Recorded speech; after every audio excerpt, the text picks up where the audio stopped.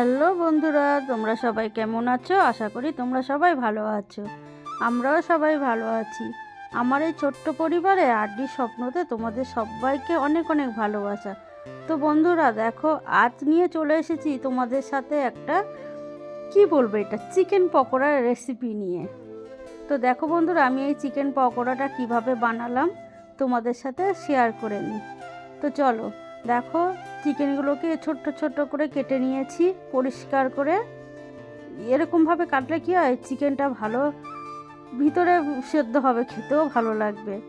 এখন আমি চিকেনটাকে আগে ধুয়ে রেখেছিলাম, তার মধ্যে একটু জল দিয়ে অর্ধেকটা পাতিলেবু কেটে ভিজিয়ে রাখবো 10 থেকে 15 মিনিট মতো।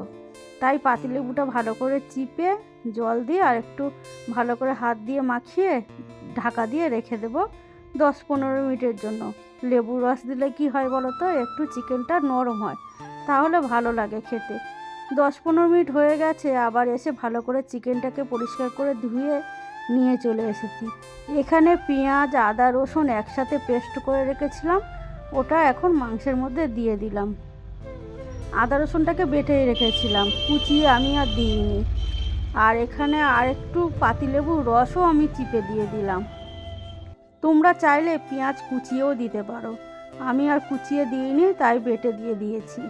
এখানে দিয়ে দিলাম একটু ধনের গুঁড়ো, দেব একটু জিরের গুঁড়ো,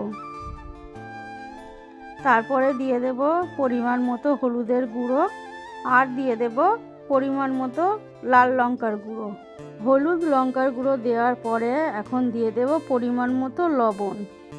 লবণটা দিয়ে দেব কাঁচা লঙ্কা কুচিয়ে রেখেছিলাম। তোমরা যেরকম ঝাল খেতে পারবে তেমন দিও, আমাদের বাড়িতে সবাই একটু ঝালটা বেশি খায়, তার জন্য একটু লঙ্কার পরিমাণটা বেশি দিয়ে দিয়েছি। দিয়ে ভালোভাবে সুন্দর করে মাখিয়ে নেব, যাতে সব মাংসগুলোর গায়ে লেগে যায়। মাখানোর পরে এখন দিয়ে দিলাম দেখো বেসন দিয়েও ভালো করে মাখিয়ে নেব। যত সুন্দরভাবে মাখাবো পকোড়াগুলো খেতেও কিন্তু তত টেস্টি হবে। এখন দিয়ে দিলাম কর্নফ্লাওয়ার দেওয়ার পরেও ভালোভাবে একইভাবে সুন্দর করে মেখে নেব।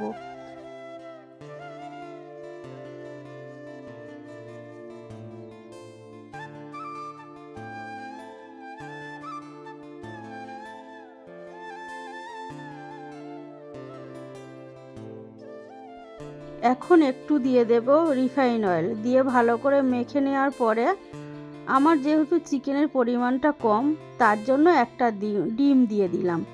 তোমাদের যদি চিকেনের পরিমাণটা বেশি হয় তাহলে তোমরা সেরকমভাবে ডিম দিয়ে দিও।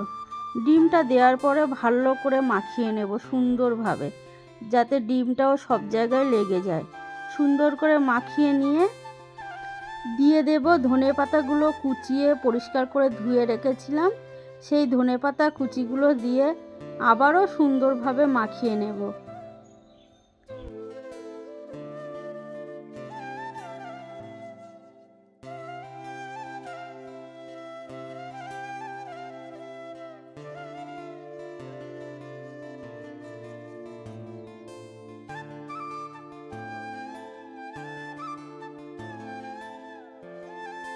ধনেপাতা দিয়ে মাখানোর পরে দেখছি নরম নরম আছে, তার জন্য আর একটু কর্নফ্লাওয়ার দিয়ে ভালো করে মাখিয়ে নিচ্ছি। যতটা শুকনো হবে ততই ভালো হবে। সব কিছু দিয়ে আমার সুন্দরভাবে মাখানো হয়ে গেছে। এখন আমি এটাকে আধা ঘন্টা মতো রেস্ট দিয়ে রাখবো, তাহলে ভালো লাগবে খেতে, আর চিকেনটাও খুব সুন্দর নরম হয়ে যাবে। তাই আমি এখন আধা ঘন্টা মতো ঢাকা দিয়ে রাখবো, তারপরে আবার আসছি চলো।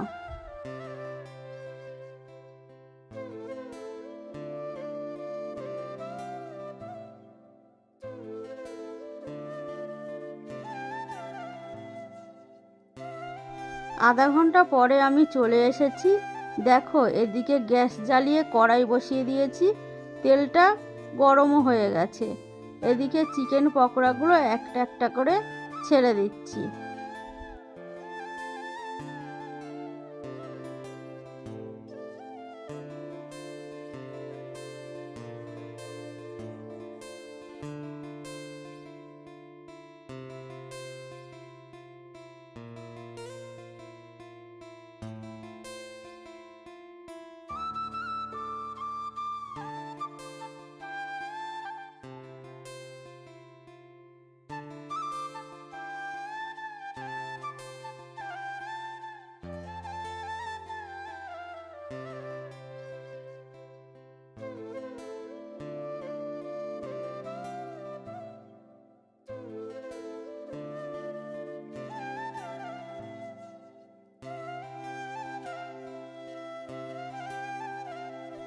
গ্যাসের আঁচটাকে কমিয়ে দিয়ে ভাজবো, যাতে ভিতরের চিকেনটা সুন্দরভাবে সেদ্ধ হয়।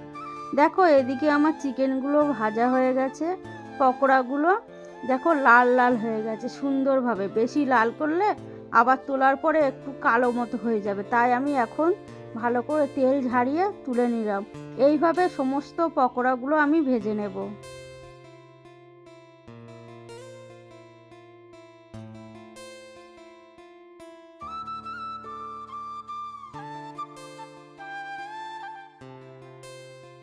তো বন্ধুরা দেখো আমার চিকেন পকোড়াগুলো ভাজা কমপ্লিট হয়ে গেছে। আমার এই চিকেন পকোড়ার রেসিপিটা যদি তোমাদের ভালো লেগে থাকে প্লিজ লাইক কমেন্ট শেয়ার করো। আর যারা নতুন দেখছো প্লিজ চ্যানেলটাকে সাবস্ক্রাইব করে আমার পাশে থেকো। টাটা।